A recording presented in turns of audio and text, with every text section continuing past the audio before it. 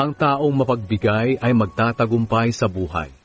Ang taong tumutulong ay tiyak na tutulungan. Isinusumpa ang taong nagtatago ng paninda para maitinda ito kapag mataas na ang presyo. Ngunit pinupuri ang taong hindi nagtatago ng paninda.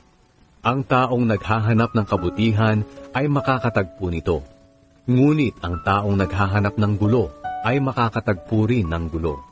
Mabibigo ang taong nagtitiwala sa kanyang kayamanan. Ngunit ang taong matuwid ay lalago na parang sariwang halaman.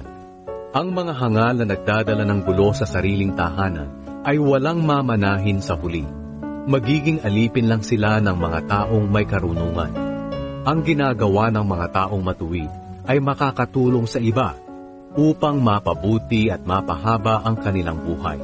At madadala niya ang mga tao sa pamamagitan ng kanyang karunungan.